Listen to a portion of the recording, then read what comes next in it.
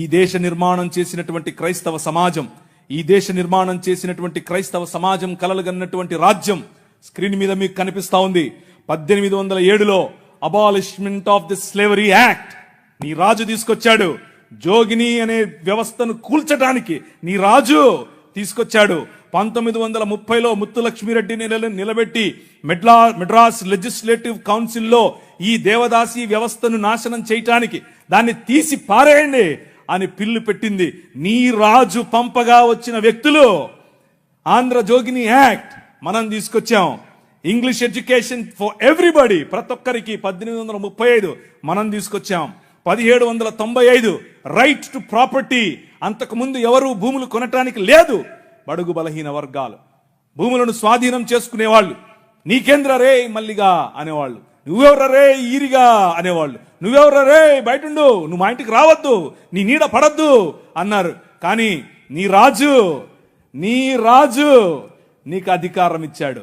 భూమి కొనుక్కునే అధికారం, భూమిలో పండించుకునే అధికారం, పండించిన దాన్ని తినే అధికారం నీది. అంతకు ముందేమయ్యేది, భూమి తీసుకుని కష్టపడి మంచిగా పనిచేసి ఇంత పండు వండిన తర్వాత వస్తాడు అయ్యగారు, ఏట్రా ఇదేటి బాబండింది, అమ్మగారి కాలంటే ఇచ్చిరాపో అంటే నోరు మూసుకొని ఇవ్వాలి అంతే. అదే చట్టం. కానీ ఈరోజు అది కాదు. నువ్వు పండించింది నువ్వు తింటావు, నువ్వు పండించింది నీ పిల్లలు తింటారు, నువ్వు పండించింది ధైర్యంగా నీకోసం పెట్టుకుంటావు, పొదుపు చేసుకుంటావు. కారణం ఏమిటి?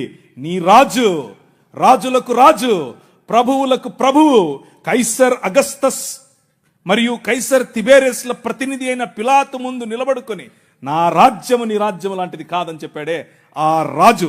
Right to property, right to education, abolishing killing children. చిన్న పిల్లలను కొనుక్కొని వెళ్ళేవాళ్ళు. రాజమండ్రి ఆయన ఒకసారి రాశారు, ఈ దాన్ని ఏమంటారు, కాటన్ గారు ఆయనకు రాసినటువంటి కాటన్ గారి గురించి రాసినటువంటి పత్రిక ఒక పుస్తకంలో ఇలా రాసిందట. ఏంటంటే వాళ్ళ ఇంట్లో పనిచేసేటట్టు ఒక ఆయమను వచ్చి ఒక ₹1 ఇవ్వమ్మా అని అడిగింది. ఆ రోజుల్లో ₹1 ఎందుకమ్మా అంటే, నేను వెళ్ళి రాజమండ్రిలో ఒక ఆడపిల్లను కొనుక్కొచ్చుకుంటాను అంటుంది. ఏంటి కొనుక్కొచ్చుకుంటావా? ఎందుకు? అది మన పరిస్థితి ఆ రోజుల్లో. పిల్లలు నమ్ముకునేటటువంటి బతుకులు, తినటానికి లేని బతుకులు, పిల్లలు నమ్ముకునేటటువంటి బతుకుల నుండి నీ రాజు, నువ్వు అమ్మటానికి వీలు లేదు, నువ్వు చంపటానికి వీలు లేదు. నిర్మాణం కట్టాలంటే పిల్లల్ని చంపరారు, ఏదైనా రోడ్డు వేయాలంటే పిల్లల్ని చంపుతారు, రక్తం పడాలంటారు. ఇలా పిల్లలను, మన పిల్లలను చంపుతూ ఉంటే ఆపింది నీ రాజు. Right to education 1913. నువ్వు పెళ్లి చేసుకుంటే నీ భార్య 7 రాత్రులు బ్రాహ్మణుడితో పడుకోవాలి. ఇది ఈ దేశ చట్టం. నువ్వు నల్లగా ఉన్నావట, నీకు దాన్ని ఏమంటారు బట్టతెలు ఉందంట, రింగులు ఎంటుకలు ఉన్నాయంట, కాబట్టి నువ్వు దాసుడివి, దస్యుడివి, నువ్వు రాక్షసుడివి, నువ్వు మ్లేచ్ఛుడివి. కాబట్టి నీ జీవితాన్ని మార్చాలంటే, కాబట్టి నీ వంశాలు మంచిగా మారాలంటే బ్రాహ్మణుడితో నీ భార్య పడుకోవాలి. కలిగే పిల్లలు ఎలా ఉంటారు? అప్పుడు ఆర్యీకరణ జరుగుతుంది. కృణ్వంతో విశ్వమార్యం అన్నారు. అంటే అర్థం ఏంటి? ఈ ప్రపంచం మొత్తాన్ని కూడా ఆర్యీకరణ చేయాలి అన్నది వారి రాజ్య కళ. The kingdom of Rama, but the kingdom of God, దేవుని రాజ్యం ఏమందో తెలుసా? ఎవరితో పడుకోవక్కర్లేదు. My blood is enough, I will cleanse you from all sin. ప్రతి పాపము నుండి యేసు రక్తము నిన్ను కడిగి పరిశుద్ధనిగా చేస్తుంది. ఎవరి దగ్గర పడుకోవక్కర్లేదు. మనం ఈ దేశానికి ఒక చట్టం ఇచ్చాం. ఏం చట్టం ఇచ్చాం? 1819లో. ఇదంతా నేను సుత్తి కొడుతున్నా అనుకున్నారా? చట్టం ఇది. ఒక్కసారి చరిత్ర తిరగేయండి. ఇదంతా నీ రాజు చేశాడు ఈ దేశానికి. నీ రాజు తీసుకొచ్చాడు. నల్లట్ట పుస్తకం మోసుకొచ్చినోళ్ళు కష్టపడి పిల్లులు వేసి, రిట్ పిటిషన్లు వేసి, నిలబడి కొట్లాడి నీకు ఇచ్చిన హక్కిది. That is the kingdom of God. No discrimination, right to sit, abolishing child marriages. ఇలా చెప్పుకుంటూ పోతే ఎన్ని చట్టాలు చేశాం మనం. రైలు మనది, పోస్ట్ ఆఫీస్ మనది, ఐఏఎస్ తెచ్చింది మనం, ఐపీఎస్ తెచ్చింది మనం. తెలుగు భాషను మ్లేచ్ఛ భాష అన్నారు. అరే ఏం భాష మాట్లాడుతున్నాడు మ్లేచ్ఛుడా అంటే తెలుగు భాషలో డిక్షనరీ, మొట్టమొదటి డిక్షనరీ మంది. మీ నాయన రాజు, ద కింగ్, మనమిచ్చాం. CP Brown, he was a missionary. ఆయన కలెక్టర్ మాత్రమే కాదు, మిషనరీ. తెలుగు భాష గద్య భాగంలో మొట్టమొదటి పేపర్ మనది. తెలుగు భాష గద్య భాగంలో మొట్టమొదటి పుస్తకం మనది. వీళ్ళకు వాళ్ళ సొంత రామాయణం, మహాభారతాలు కూడా ట్రాన్స్లేట్ చేసుకునే దిక్కు లేదు. అది చేసింది మనమే. నిజం చెప్తున్నాను, నేను అబద్ధం చెప్పట్లేదు. మొట్టమొదటి ట్రాన్స్లేషన్ చేసింది కూడా మనమే. వాళ్ళు అది కూడా చేయరు. ఎందుకంటే విద్య పంచకూడదు. వాళ్ళ రాజ్యంలో విద్య పంచకూడదు. మన రాజ్యం అందరికీ విద్య, ప్రతి ఒక్కరూ చదవాలి. ఎందుకు? ఇదిగో నల్లట్ట పుస్తకం కూడా చదవాలి. అర్థమవుతుందా? నల్లట్ట పుస్తకం చదివితే దిమాగ్ ఖరాబ్ అవుతుంది, దిమాగ్ ఫిరాయిస్తుంది, మనిషి వెంటనే మనిషి అవుతాడు. ఈ రాజ్యం మనుషుల కోసం రాజ్యం. ఆ రాజ్యం తలకాయలో నుంచి వచ్చిన వాళ్ళకి మాత్రమే రాజ్యం, భుజాల్లో నుంచి వచ్చిన వాళ్ళకే రాజ్యం. ఈ రాజ్యం అందరి రాజ్యం, అందరికీ సుభిక్షత, అందరికీ పట్టభద్రత్వం. అలెగ్జాండర్ డఫ్ అనే ఒక ఆయన, ఎంతమంది ఉన్నారు ఈ పేరు? ఒకరు, ఇద్దరు, ముగ్గురు, ఒక 10-15 ఉన్నాయి. మిగిలిన వాళ్ళు ఒక చెంచా నీళ్లు తీసుకొని దూకండి. అలెగ్జాండర్ అంటే పొరపాటున మీరు ఆ గ్రీకు ఒక ఆయన వచ్చాడు గుర్రం వేసుకుని, ఆయన అనుకుంటారు, కాదు, ఈయన వేరే. అలెగ్జాండర్ డఫ్. ఈయన రవి అస్తమించని బ్రిటిష్ సామ్రాజ్యం పైన ఇన్ఫ్లుయెన్స్ తీసుకొచ్చాడు. ఏం ఇన్ఫ్లుయెన్స్ తెలుసా? నా పిల్లలు చదవాలి, మా భారతీయ పిల్లలు చదువుకోవాలి. వీళ్ళు అన్నారు, ఎందుకు, మాకు అవసరం లేదు, మీ పాశ్చాత్య విద్యతో మేమేం చేస్తాం, మేము మంత్రాలు చదువుతాం. ఆయన అన్నాడు, మంత్రాలకు చింతకాయలు నైరాల్తా హై. అలెగ్జాండర్ డఫ్, నో, చదవాలి, మన పిల్లలు చదవాలి, ఆంగ్ల భాషలో చదవాలి, ప్రతి భాషలో చదవాలి, తెలుగులో చదవాలి, తమిళంలో చదవాలి, బెంగాలీ కావాలి, పుస్తకాల తర్వాత పుస్తకాలు, పుస్తకాల తర్వాత. ఈ అలెగ్జాండర్ డఫ్ యొక్క ఇన్ఫ్లుయెన్స్ కారణం చేత ఈశ్వరచంద్ర విద్యాసాగర్, అలాగే రాజా రామ్మోహన్ రాయ్ ఇలాంటి వాళ్ళు నిలబడి, ఎస్, మా పిల్లలు చదవాలి, మా పిల్లలు కూడా చదవాలి, మంత్రాలకు మేమేం చేసుకోవాలి, అవసరం లేదు, ఎల్లమ్మకో పుల్లమ్మకో పోయి మీరు చదువుకోండి అని యూనివర్సిటీస్ ఒకే సంవత్సరంలో, అటువైపు మెడ్రాస్ యూనివర్సిటీ, ఇటువైపు బాంబే యూనివర్సిటీ, ఇటువైపు శ్రీరాంపూర్ యూనివర్సిటీగా ఈ రోజు ఏదైతే ఉందో బైబిల్ కాలేజ్ అనుకుంటున్నారో అది ఆ రోజు కల్కటా యూనివర్సిటీ. 3 యూనివర్సిటీలు స్థాపించటానికి వెనకుండి పనిచేసింది ఈ అలెగ్జాండర్ డఫ్.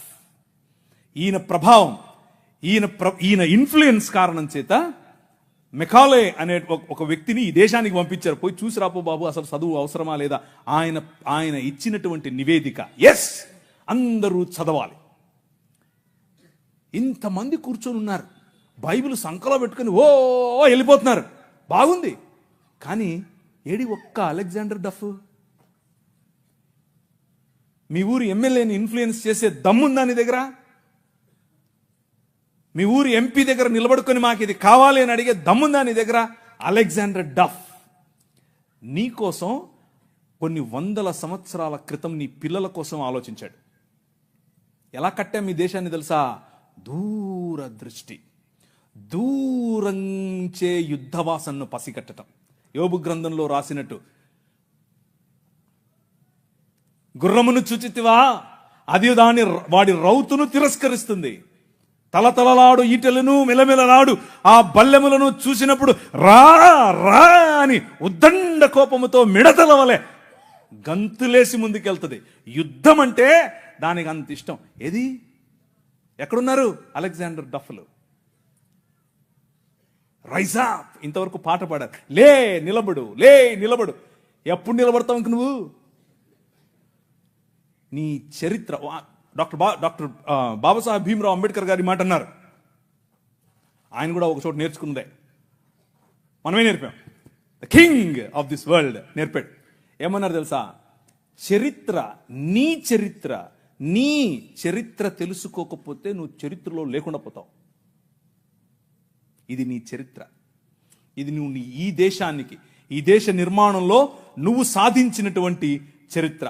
దారా యాక్ట్ 1879. దారా అంటే డెక్కన్ అగ్రికల్చరల్ రిఫార్మ్స్ యాక్ట్, దాని పేరు. ఆ రోజుల్లో స్వరాజ్యం లోకమానుడు ఉన్నాడు కదా ఆయన అన్నాడు, ఏమన్నాడు, ఆయన ఎందుకు అంతటానికి, ఎవరికి? పేదలు, బడుగు, బలహీన వర్గాలు వెళ్ళి దాన్ని ఏమంటారు, దున్నుకుంటామయ్యా అంటే, సరే దా. అదేదో ఆ రోజుల్లో సినిమా వచ్చింది, సబ్బు పౌడరు చూపించి వాళ్ళ దగ్గర భూములు తీసుకునేవాడు. ఆ టైప్ ఇడు. అలా చేస్తూ ఉంటే క్రైస్తవ మిషనరీలు అప్పుడున్నటువంటి డెక్కన్ ప్రాంతానికి రాజైనటువంటి హైదరాబాద్ హయాంలో వాళ్ళ దగ్గరికి వెళ్ళి ఇన్ఫ్లుయెన్స్ చేసి, నో అలా కాదు, అలా ఉండడానికి వీల్లేదు, దే ఆర్ పెసెంట్స్, వాళ్ళకి అంతంత వడ్డీకి రుణాలు ఇస్తే వాళ్ళు ఎట్లా కడతారు, వాళ్ళు ఎలాగూ కట్టలేరు. కాబట్టి డబ్బులేమో ఇచ్చేసి వాళ్ళు కట్టలేని పక్షంలో వాళ్ళ భూములు తీసుకోవటం ఏంటిది? This is not righteousness, this is not right. అది న్యాయం కాదు. ఆయన భుజముల మీద రాజ్యభారం ఉండును. ఆయన భుజములు ఎక్కడ? ఫ్రిడ్జ్లో పెట్టొచ్చుంటాడా? నువ్వే. దిస్ ఈజ్ హిస్ బాడీ, ఇది ఆయన శరీరం, ఆయన భుజములు ఇక్కడే ఉన్నాయి. ఆ రోజు వాళ్ళు గుర్తించారు, అది నా బాధ్యత అని గుర్తించి వాళ్ళకి 25 పైసల కంటే ఎక్కువ వడ్డీకి రుణం ఇవ్వటానికి వీల్లేదు అని యాక్ట్ చేశారు. ఈ రోజు కూడా అది అలాగే అమల్లో ఉంది. దాట్ ఈజ్ యువర్ కింగ్, నీ రాజు. అది ఈ దేశాన్ని అలా నిర్మించాడు. శామ్ అగింబాటమ్ అనే ఒక ఆయన గ్రీన్ రెవల్యూషన్ ఈ దేశానికి తీసుకొచ్చాడు. ఓ ఆవులు, మేము దాన్ని నిమురుతాం, మేము దాన్ని పూస్తాం, మేము దాన్ని కడుగుతాం అనేవాళ్ళు. కొంతమంది సిమ్ కార్డు బాబాలు ఉన్నారు, ఈ మాటలే అంటుంటారు. వాళ్ళకి చేతకాల ఎట్లా ఆవులు పెంచాలి, ఎట్లా డైరీ ఫామ్ తీసుకురావాలి, ఎట్లా అగ్రికల్చర్ చేయాలి, మేము నిమురుతూ ఉంటాం, మాకు అదే కావాలన్నారు. కానీ ఏం చేయాల, చూస్తూ ఉన్నారు ఊరికే. కానీ శామ్ అగింబాటమ్ చూశాడు, ఊరికి నిమరలా పనిచేశాడు. ఎందుకో తెలుసా? యువర్ కింగ్, నీ రాజు భావజాలం వేరు. ఊరికే దాన్ని పట్టుకోనేది కాదు ఆయన రాజ్యం. దాని ద్వారా అనేకులకు ఉపాధి, దాని ద్వారా అనేక కుటుంబాలు బాగుపడాలి, అనేక కుటుంబాలు నూతనపరచబడాలి. ఆయన 21వ అధ్యాయం ప్రకటన గ్రంథం 3, 4, 5 వచనాల్లో సింహాసనాసీనుడైన వాడు ఈ విధముగా సెలవిచ్చుచున్నాడు, ఇదిగో నేను సమస్తమును నూతనపరచుచున్నాను, క్రొత్త ఆకాశము క్రొత్త భూమిగా తయారు చేసేటటువంటి అగ్నిలో పుటము వేసి బయటకు తీసినట్లుగా ఈ ప్రపంచాన్ని పునరుత్థానము చెందించే పనిలో నన్ను వాడుకుంటున్నాడు. That is your king. ఆ రాజు వచ్చాడు, ఆ రాజు పని మొదలెట్టాడు. ఎలా మొదలెట్టాడు? ప్రతి సమాజాన్ని పట్టుకోవటం ద్వారా, ప్రతి ప్రభుత్వాన్ని ప్రభావితం చేయటం ద్వారా. ఆనాడు నిమ్రోదు సమయం మొదలుకొని ఈనాడు నరేంద్ర మోదీ గారి ప్రభుత్వం వరకు హీ ఈజ్ ద కింగ్. ఆయనే నడుపుతున్నాడు, ఆయనే చేస్తున్నాడు. మన జీవితాలను మరింత ప్రభావవంతమైనదిగా చేయటానికి ఈరోజు భారతదేశం అన్ని దేశాల కంటే రిలీజియస్ మైనారిటీస్ పైన ఒత్తిడి తీసుకొని రావటంలో, వారిని హింసించడంలో ప్రపంచంలో ర్యాంక్ నంబర్ 1 మనం. నంబర్ 1 ర్యాంక్ మొన్నే వచ్చింది. రిలీజియస్ మైనారిటీస్ అంటే మనలను హింసించటంలో భారతదేశం నంబర్ 1. పాకిస్తాన్ కాదు, ఆఫ్ఘనిస్తాన్ కాదు, సోమాలియా కాదు, ఎవరు కాదు, భారతదేశమే. చచ్చిపోయిన వాళ్ళను కూడా గుంత తవ్వి బయటకు తీస్తున్నారు ఛత్తీస్గఢ్లో. ఎందుకు చేస్తున్నారో తెలుసా? ఇదంతా భయం. ఏంటా భయం? వీళ్ళందరినీ మనుషులు చేస్తున్నారు, వీళ్ళందరూ సమానం అంటున్నారు. మతం మనుష్యత్వం ఎదుట నిలబడలేదు, భయం దానికి. మతానికి నిజమైన మనిషిని చూస్తే భయం. నిజమైన మనుష్యులను తయారు చేసేటటువంటి దేవుని రాజ్యం, నిజమైన మనుష్యత్వాన్ని ఈ ప్రపంచంలో వెలుగుగా ప్రకాశింపచేయటానికి పిలువబడినటువంటి దేవుని రాజ్యం. ఆ రాజ్యం నిలబడాలి, ఆ రాజ్యం పోరాడాలి, ఆ రాజ్యం భయంకరమైనటువంటి ఈ ఒడుదుడుకులలో కూడా నిలబడాలి. అలా నిలబడటానికి మీ సమాజం, మీ సంఘం పాటు పడాలి. అలా పాటు పడతారని నేను విశ్వసిస్తున్నాను కూడా. ఇకపోతే కొద్ది నిమిషాలు ఒక కంపారిజన్ అనేది ఈ 3 రాజ్యాలకు, ఒకవైపు ముహమ్మద్ గారు నిర్మించిన రాజ్యం, ఒకవైపు సనాతనంగా ఉన్నటువంటి రాజ్యం, ఇంకొక వైపు క్రీస్తు నిర్మిస్తున్న దేవుని రాజ్యం. ఈ 3 రాజ్యాలలో ఉన్నటువంటి కొన్ని విషయాలు, ఎక్కువ చెప్పను, మిగిలిన రాజ్యాలకు ఈ రాజ్యానికి ఉన్నటువంటి తేడా మీ స్క్రీన్ పైన చూస్తున్నట్లుగా, ఆ రాజ్యం ఏ చేతి సహాయం లేకుండా తీయబడినటువంటి రాయి ఇంతింతై మహాపర్వతమై ప్రపంచములో ఉన్న శక్తులను, అంధకార సంబంధమైన దురాత్మ సమూహముల నుండి మనం విడిపించటానికి కొలస్సీలకు రాసిన పత్రిక 1వ అధ్యాయం 18 నుంచి చదువుతూ వెళితే వచ్చే సారాంశం ఇదే. ఆ ప్రభువు భయంకరమైనటువంటి వైలెన్స్కు ప్రతీకగా ఉన్నటువంటి సిలువను హీ ఫ్లిప్డ్ ఇట్. దాని మీద కాలేసుకుని కూర్చుని మరణం. అందరూ అనుకున్నారు 3 మేకులు పీక్కోలేడు. 3 మేకులు పీక్కుండేది కాదు, మనుష్య సమాజానికి పట్టినటువంటి పాపం అనే మేకును, ఆ మేకుకున్న ముళ్ళు, మరణం అనే ముళ్ళును విరిచి పారేయటానికి ఆయన సిలువనెక్కాడు.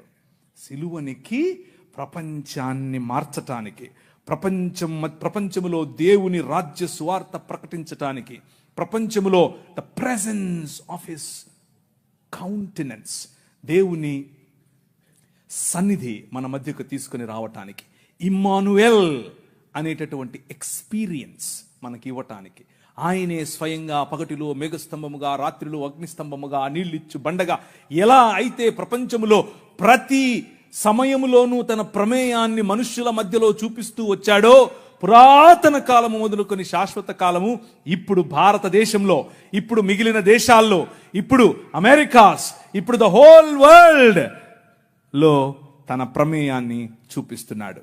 ఆయన ప్రెజెన్స్, ఆయన ఆలోచనలు చూపిస్తూ ఉన్నటువంటి ఈ దేవుడు మనకివ్వబడినటువంటి పిలుపు ఏమిటి అనంటే ద కాల్ ఆఫ్ అస్. మనకివ్వబడినటువంటి పిలుపు ఏమిటి అనంటే యాక్ట్. మనం న్యాయమును జరిగించాలి, కనికరమును ప్రేమించాలి, అలాగే దీన మనస్సు కలిగి జీవించాలి. ఇదే మనకు పిలుపు. నువ్వు బలులు ఇస్తావా, నువ్వు నీ కొడుకునిస్తావా, నువ్వు నూనెస్తావా, నువ్వు గొర్రెలిస్తావా అని మతం చెప్తూ ఉంటే, మనుష్యుడా అది కాదు నేను అడిగింది. 3 ఏమడిగాను? న్యాయమును జరిగించుటయు, కనికరమును ప్రేమించు, మిగా గ్రంథం నుంచి చెప్తున్నాను, కనికరమును ప్రేమించుటయు, దీన మనస్సు కలిగి నీ దేవుడైన యెహోవా ఎదుట జీవించుటయు. ఇంతే కదా నేను అడుగుతోంది. That is my Kingdom. నా రాజ్యం అదే. ఆ రాజ్యం నీవు స్థాపించాలి. ఆ రాజ్య స్థాపనలో నువ్వు నేను కలిసి పనిచేయాలి. ఈ రాజ్యంలో చిన్నపిల్లలు, ఆడపిల్లల పట్ల మన వైఖరి ఏమిటి అనంటే, ప్రభు అన్నాడు, నీ కనుదృష్టి తప్పుగా ఒక స్త్రీ మీద పడితే కూడా నువ్వు పాపం చేసినట్లే అని అన్నాడు. కానీ ఈ రాజ్యం, ముహమ్మద్ గారు నిర్మించినటువంటి రాజ్యం, ఆ రాజ్యంలో స్క్రీన్ మీద మీకు కనిపిస్తున్నట్లుగా 9 ఏళ్ల బాలికతో 6 ఏళ్ల వయసులో ఆమెను పెళ్లి చేసుకుని 9 ఏళ్ల వయసులో ఆమెతో శయనించినటువంటి రాజ్యం. అలాంటి రాజ్య నిర్మాణం ముహమ్మద్ గారు చేశారు. అది ఎక్కడుంది? సహీహ్ బుఖారీ వాల్యూమ్ నెంబర్ 7 హదీస్ సంఖ్య 51, 58. 4 పెళ్లి చేసుకో నువ్వు చాలే అని అల్లా చెప్పాడంట ఆయనకి. అది కాదని ఒకేసారి ఆయన 9 మందిని చేసుకున్నాడు పెళ్లి. ఇది ఎక్కడుంది? సహీహ్ బుఖారీ పేజ్ నంబర్ 195 హదీస్ సంఖ్య 268, 284. ఇవన్నీ నేను దాన్ని ఏమంటారు, నాకేం ప్రాబ్లం లేదు, లైవ్ వెళ్ళినా ప్రాబ్లం లేదు, ఎక్కడికి వెళ్ళినా ప్రాబ్లం లేదు, నేను పబ్లిక్గా చెప్పాను అందరి ముందు. కానీ మీకు కొంచెం జుగుప్సాకరంగా ఉండొచ్చు మొదటిసారి ఒకవేళ వింటూ ఉంటే. కానీ ఎందుకు ఇది చెప్తున్నాను అనంటే, నీ రాజును తెలుపని తెలియాలంటే పక్కన నలుపు ఉండాలి. అర్థమవుతుందా? మీకు మీ రాజు విలువ తెలియట్లా, ఇంకా మీ రాజు కట్టే రాజ్యం విలువ తెలియట్లా. ఇది చూస్తే తెలుస్తుంది. ఒకరోజు తను పెంచుకున్న కుమారుడి భార్య, ఆవిడ బట్టలు మార్చుకుంటోంది. అల్లా గారు ఒక గాలి పంపారట. ఆ గాలి పంపగానే తెర చిరిగిను, లేదా తెర పైకి లేచెను. తెర పైకి లేస్తే నువ్వు నేనేం చేస్తాం? కళ్ళు మూసుకొని పక్క వస్తాం. అలా రావాలి. మన ప్రభు అది నేర్పాడు. ఆయన అన్నాడు, అస్తగ్ఫిరుల్లాహ్, దేవుడు ఎంత అందం సృష్టించాడు అని చెప్పి బయటికి వెళ్ళి వెళ్ళిపోతున్నాడు.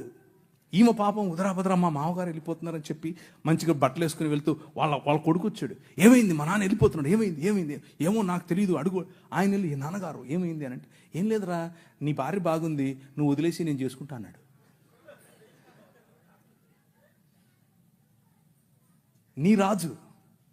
నీ రాజు క్యారెక్టర్ ఆలోచించు ఒకసారి. ఎలా చేస్తాడు నీ రాజు? చంటి బిడ్డలతోనూ చంటి బిడ్డల స్తుతుల మీద ఆసీనుడవుతాడు. నీ మామ మానాచ్ఛాదమును నువ్వు తీయకూడదు, నీ కోడలి మానాచ్ఛాదమును నువ్వు తీయకూడదు. దేవుని వాక్యం స్పష్టంగా చెప్తుంది. వీరు నిర్మించే రాజ్యానికి, నీ రాజు నిర్మించే రాజ్యానికి ఉన్న తేడా అది. ఇవన్నీ చూపించి సనాతనం చున్నలు చూశారా మా దగ్గర ఇలాంటివి ఇలాంటి చెప్తుంటారు. ఓ మాకు తెలియదులే అని. అది కూడా చూద్దాం అన్నాను ఒకరోజు నేను. మొన్న ఒక ఆమె వచ్చింది, తెల్ల జుట్టేసుకుని, ఆమె అంతా ఆస్ట్రేలియన్ లాగా ఉంది. నేను ఆమె ఆస్ట్రేలియన్ అనుకున్నాను. కాదు, ఆమె నేను ఇంగ్లీష్లోనే డిబేట్ చేస్తాను. సరే ఇంగ్లీష్లో మాడదాం రా అని కూర్చొని మాడుకుంటున్నాం. ఆమెకి కంటెంట్ చూపిస్తుంటే ఇదంతా తూచి అంటుంది. నేను ఒప్పుకోను, నేను ప్రిపేర్ కాలేదంటుంది. నేను అడిగాను, నేను రమ్మని, నువ్వే చెవు అంటుందామా లైవ్లో. ఏ సబ్ this is all wrong, all wrong ఏంటి? ఇక్కడ కనిపిస్తుంది కదా, టెక్స్ట్ పెట్టాను కదా. మన సహోదరులకు తెలియదు ఇది ఇలా ఉంది. ఆ పుస్తకంలో, ఈ పుస్తకాలు ఇలా రాసుకున్నారు అని వాళ్ళకి తెలియదు. అందుకు ఆ సమస్య. శ్రీ బ్రహ్మవైవర్త పురాణం part 2 chapter number 35 page number 340. Okay, అందులో బ్రహ్మగారు స్వయంగా తన కూతురుతో శయనించడం చాలా గ్రాఫికల్గా రాశారు. ఋగ్వేదం మండలం 10 సూక్తం 61 వచనం 5 మీకు అక్కడ అండర్లైన్ చేసి చూపించాను. తన కూతురుతో ఆయన పెళ్లి చేసుకోవటం మరియు తన కూతురిని ఆయన అనుభవించడం. అంత మాత్రమే కాదు, శంకర భగవత్పాదులు అని మన కాకినాడ నుంచి ఒక ఆయన చెప్తుంటాడు చూసారా. ఆ శంకర భగవత్పాదులు అంటే ఇంకెవరో కాదు, ఆది శంకరాచార్యుడు నేను చూపించినటువంటి ఋగ్వేదం 10వ మండలానికి ఆయన వ్యాఖ్యానం రాశాడు. ఆ వ్యాఖ్యానం అక్కడ ఉంది. ఏమనుంది అని అంటే, ఈ ఉపనిషత్తుల్లో ఉన్నటువంటి మాట ఇంకేదో కాదు, విరాజ్ అయినటువంటి మను అనగా బ్రహ్మగారు తన కూతురుతో నిజంగానే శయనించాడని రాశాడు. కానీ మన పిలుపు ఏమిటి? What is our calling? మన పిలుపు ఏమిటి అని అంటే, డిస్క్రిమినేటింగ్ ఉమెన్ జరగకూడదు, డిస్క్రిమినేటింగ్ మెన్ జరగకూడదు. రిలేషన్షిప్స్లో ప్యూరిటీ ఉండాలి. ఎదుటివాడి భార్యను నువ్వు దొంగిలించకూడదు, ఎదుటివాడి భార్య పైన నువ్వు ఆశ పెట్టుకోకూడదు. Very plain clear. అలాగని చెప్పి మన బైబిల్ గ్రంథంలో ఉన్నవారు అలాంటివి చేయలేదా? చేశారు. దేవుడు ఏం చేశాడు? మూతి పళ్ళు రాలగొట్టాడు. ఇక్కడ దేవుళ్ళే చేస్తున్నారు. అదే ప్రాబ్లం.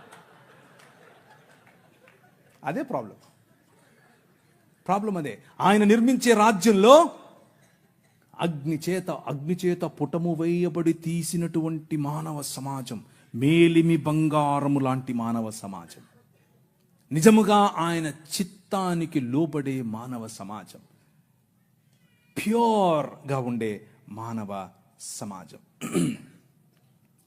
మొహమ్మద్ గారు కట్టినటువంటి రాజ్యం. ఆయన అన్నారు, స్త్రీలు అరబుద్దోళ్ళు అన్నాడు.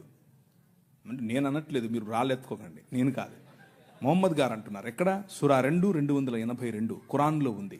సహీల్ బుఖారీ 3వ హదీసు 26:58. ఎవరు? స్త్రీలు అర్రబుద్దోళ్ళు. ఈయన ఒకసారి విహారయాత్రకు పరలోకం వెళ్ళేట. ఇదంతా నేను ఏదో స్టోరీ చెప్పట్లేదు, మీ కళ్ళ ముందు ఉంది, కావాలంటే చూసుకోండి, ఆ రెఫరెన్స్లు మీరు వెళ్ళి చూడండి. ఓకే, ఈయన విహారయాత్రకు వెళ్ళి పైన ఆయన అల్లాహ్ గారితో మాట్లాడి, అల్లాహ్ గారితో సంభాషణ చిట్చాట్ అయిపోయిన తర్వాత ఎన్నికొస్తున్నాడు. ఎన్నికొస్తే ఆ పక్కన నరకం ఉందట. ఆయన తొంగి చూశాడు, ఇట్లా ఏముందో నరకంలో చూద్దాం. చూస్తే అందులో ఎక్కువ మంది స్త్రీలు ఉన్నారంట. ఆయన పోతే పోయాడు, అల్లాతో మాట్లాడితే మాట్లాడాడు, పోతే తొంగి చూస్తే చూశాడు. ఆయనకు స్త్రీలు కనపడటం ఏంటి? ఆయన ఉద్దేశం ఏంటంటే స్త్రీలు నరకపాత్రులు. ఎందుకు స్త్రీలు నరకానికి వెళ్తారు అని అంటే ఆయన దానికి ఒక ఉదాహరణ కూడా చెప్పాడు సహీహ్ బుఖారీలో, అలాగే సహీహ్ ముస్లిం. ఏమనంటే పురుషులను వాళ్ళు పాపంలో పడేలా చేస్తారు కాబట్టి వాళ్ళందరూ నరకానికే పోతారని చెప్పాడు. ఇది వారు నిర్మించే రాజ్యం. మన రాజ్యం, నీ ప్రభు, నీ రాజు, నీ రాజు కట్టే రాజ్యం ఏమిటి? ఆయన దగ్గరికి ఒక ఆమె పడుపు వృత్తి, ఒళ్ళమ్ముకునే ఆమె వచ్చి జటామాంసి అత్తరుబుడ్డి తీసుకుని వచ్చి పగులు కొట్టి తన కాళ్ళ మీద పోసి తన తల వెంట్రుకలతో తుడుస్తూ ఉంటే అమ్మా అని పిలిచాడు. అర్థమవుతుందా? పాపంలో పట్టబడిన స్త్రీని ఈడ్చుకుని వచ్చి కొట్టండి అంటే, ఒరే మీలో తప్పు చేయనుడు ఫస్ట్ ఏంటి రా అన్నాడు. ఎక్కడికక్కడ వెళ్ళిపోయారు అందరూ. అమ్మా నేను ఏం చేయను, వెళ్ళిపో అన్నాడు. ఈ రాజు పైకి వెళ్ళి తొంగి చూసేది కాదు, అక్కడి నుంచి వచ్చాడు. ఆయనకు తొంగి చూడాల్సిన పనే లేదు, అక్కడి నుంచే వచ్చాడు. అక్కడి నుంచి వచ్చి ఎక్కడికి వెళ్ళాడు తెలుసా? ఒక్క స్త్రీ బావి దగ్గరికి వస్తుంది, నీళ్లు పట్టుకుంటుంది. ఈ రాజు, జగములనేలే రాజు, తన చేతి పనులుగా ఉన్నటువంటి భూమి ఆకాశములు, ఆకాశము తన సింహాసనం, భూమి తన పాదపీఠం. కానీ ఈ రాజు బిందెలెట్టుకుని నీళ్ళెట్టుకునే దగ్గరికి వెళ్తాడు. అక్కడ కూర్చొని వెయిట్ చేస్తాడు. ఆమె వస్తే అమ్మా నీళ్ళు ఇస్తావా అంటాడు. Look at the difference between these two kingdoms. ఈ రెండు రాజ్యాలకు ఉన్న తేడా. ఆ వైఖరి స్త్రీల పట్ల, ఈ వైఖరి స్త్రీల పట్ల. నీ రాజు స్త్రీలను గౌరవించే రాజు, నీ రాజు స్త్రీలకు గౌరవం, డిగ్నిటీని ఇచ్చే రాజు. అందుకనే ఈ దేశంలో ఏం జరిగిందో తెలుసా? ఈ దేశంలో ఇంకొక 5 నిమిషాలు ఎవడో ఒకడు ఆవులించకపోతే చెప్తాం ఈ కథ. ఈ దేశంలో స్త్రీలు జాకెట్లు వేసుకోకూడదు, అది చట్టం. మొన్న రీసెంట్గా సినిమా కూడా వచ్చింది ఒకటి, అదేదో జరగలేదు అనుకుండేరు, అది జరిగింది. అది ఈ దేశంలో ఉన్న చట్టం. ఎందుకు అనంటే మన దేవుడైనటువంటి బ్రాహ్మణుడు నడుచుకుంటూ వస్తే అది ఆడో మగో తెలియాలి కాబట్టి ఇప్పి చూపించాలి. ఏం లాజిక్ ఇది? ఏం లాజిక్? అవును, ఇది ఎవరికి ముఖ్యంగా బడుగు బలహీన వర్గాలకు జాకెట్లు వేసుకునే అధికారం లేదు అన్నారు. ఎందుకు లేదు? వేసుకోకూడదు నువ్వు అన్నారు. వేసుకుంటే స్తనాలు కోశారు. మీ స్తనాల బరువు చూసి దానికి పన్ను విధించారు. బాగా బలిశావులే కట్టు అన్నారు. కానీ ఒక పేరు చెప్తాను, విన్నోళ్ళు చేయొద్దండి. Charles Mead. నేను వెళ్ళిపోతున్నా.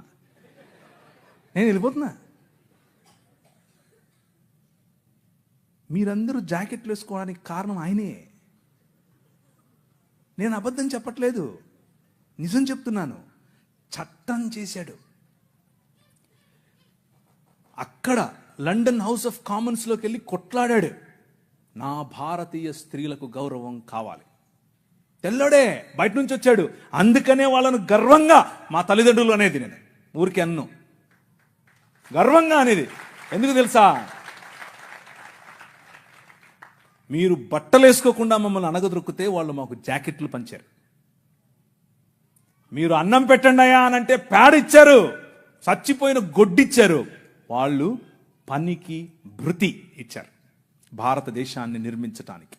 Charles Mead, Church Mission Society and London Mission Society, వీరిద్దరి తరఫున కేరళ ప్రాంతంలో నిలబడి ఆయన ఇల్లు, ఆయన బంగ్లాను అలా కాల్చేశారు 3 సార్లు. అయినా కానీ వెనక్కి తగ్గేదిలా. స్త్రీలకు జాకెట్లు. వారిని చూసి నాడార్ సమాజంలో ఉన్న స్త్రీలందరూ జాకెట్లు వేసుకోవడం మొదలు పెడితే, అమ్మా నీకు అంత కొవ్వటే అని పట్టుకుని రోడ్లో వాళ్ళ స్తనాలు కోసి ఊరేగించారు.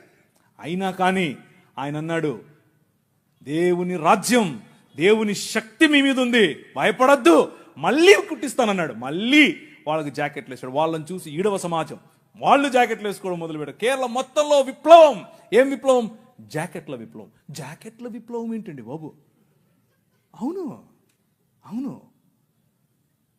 గాస్పెల్, దేవుని రాజ్య సువార్త అని అంటే నువ్వు చచ్చిపోతే పరలోకం పోతావా, నరకం పోతావా, ఈనేసొస్తావా, కూలిపోతావా, ఇక్కడ వరకే కాదు. నీ రాజ్యము వచ్చునుగాక. ఇక్కడ ఇప్పుడు ఈరోజు నువ్వు బ్రతికుండగా దేవుని చిత్తము నీ మధ్య నెరవేరాలి. మా అనుదిన ఆహారము మాకు దయచేయి. ఈ దేశంలో ఆహారము లేక అలమటించే క్రమంలో అన్నం పెట్టింది ఈ సువార్త. మనిషిని మనిషిగా చూసింది ఈ సువార్త. చార్ల్స్ మీడ్ కారణం చేత స్త్రీలందరూ ఈరోజు జాకెట్లు వేసుకుంటున్నారు. అంత మాత్రమే కాదు, జాకెట్లు వేసుకుంటూ ఉంటే ఇప్పుడు వచ్చి మనకు శుద్ధ నీతులు చెప్తున్నారు. మీరు పాశ్చాత్య డ్రెస్సులు వేసుకోవాకండి. ఏంది, అసలు డ్రెస్సులే వేసుకోవద్దన్నారు మొన్నటిదాకా, ఇప్పుడేమో పాశ్చాత్య డ్రెస్సులు అంటున్నారు. చూసావా, మన రాజ్యం, దేవుడు నిర్మించే రాజ్యం, అది ప్రభావవంతమైన రాజ్యం. శత్రువును కూడా తన భావజాలంలోనికి మర్చుకోగల రాజ్యం. ఒక ఆయన నేను టీవీలో మాడుతూ ఉంటే ఒక ఆయన అన్నాడు, ప్రవీణ్ గారు మీరు మీరు మీరు మత మార్పిడి చేస్తారు. మేము ఎక్కడ మత మార్పిడి చేసామండి బాబు? ఏంటి, ఏం లేదండి మీరు అవునా, నీకు ఇట్లా కాదులే, ఇంకొక రకంగా చెప్తా అని చెప్పి, సరే మీ పేరేంటి అంటే చెప్పాడు. ఆయన ఆబ్వియస్గా బ్రాహ్మణుడు, క్షత్రియుడు, వైశ్యుడు కాదు. అంటే ఎవరు, మీరు అర్థం చేసుకోండి, శూద్రుడో ఇంకెవరో ఉంటాడు. మీరు స్కూల్కి వెళ్ళారా అని అడిగాను. మీ అమ్మగారు ఏం చేస్తారు అని అడిగాను. మా అమ్మగారు లెక్చరర్ అండి అన్నాడు. ఏ కాలేజీలో అని అడిగాను. చెప్పారు. అయితే మీరు సగం క్రైస్తవులే అన్నాను. అదేంటి అంటే మీ సనాతనంలో మీరు చదువుకోకూడదండి, మీరు కాలేజీకి పోకూడదు, మీ స్త్రీలు అసలు చదువుకోకూడదు, వాళ్ళు చదువు చెప్పడం ఏంటి? చూసారా మా భావజాలంలోకి వచ్చేసారు అన్నాను. అయ్యో నవ్వుతున్నాడు. అయ్యో మీరు ఎట్టి ఏది చెప్పినా నువ్వు సగం క్రైస్తవుడు అన్నాను. ఆయనకు మైండ్ బ్లాక్. ఏంటండి చెప్పాను. చూసారా, దేవుని రాజ్యం ఆవగింజంతదే, కానీ అది పెరుగుతుంది, నీకు తెలియకుండానే పెరుగుతుంది, విస్తరిస్తుంది, మహావృక్షం అవుతుంది. మీ అమ్మగారికి చదువు చెప్తుంది. అర్థమైందా? ఎలా కట్టాం, నీ రాజు ఎలా కట్టాడు? స్త్రీలకు చదువు, వాళ్ళు రొట్టెలు ఎత్తాలి, వాళ్ళు అన్నం వండాలి అని మాట్లాడుకుంటూ ఉంటే, వాళ్ళు షెడ్యూల్ వేసుకోవచ్చా వేసుకోకూడదా అంటే మగవాళ్ళు, పురుషులు, మనము స్త్రీలను పురుషులను పక్క పక్కన కూర్చోబెట్టి 200 సంవత్సరాల క్రితమే చదువు చెప్పాం. That is the kingdom of God, దేవుని రాజ్యం. ఆ రాజ్య ప్రభావానికి తట్టుకోలేక, నిజమైన మనుష్యత్వాన్ని చూసి తట్టుకోలేక మతం గిలగిలగిల కొట్టేసుకుంటుంది. అదే జరుగుతుంది ఇప్పుడు. కానీ అలు పెరగదు, అలు పెరగకూడదు. మన విలువలు అలు పెరగకూడదు. లే నిలబడు అనే పాట మళ్ళీ మళ్ళీ పాడుకోండి. నిలబడాలి, దేవుని రాజ్యం కోసం నిలబడాలి, నీ రాజు కోసం నిలబడాలి. ఆ రాజు నీ ఊరికి రాజు, ఆ రాజు ఈ దేశానికి రాజు. ఇప్పుడు రాజు ఆయనే, తర్వాత రాజు ఆయనే. అప్పుడెప్పుడో వస్తాడు అనుకుంటారు, ఆయన మన మధ్య ఇక్కడ ఇప్పుడు ఉన్నాడు. ఒక రోజు తెర చినుగుతుంది,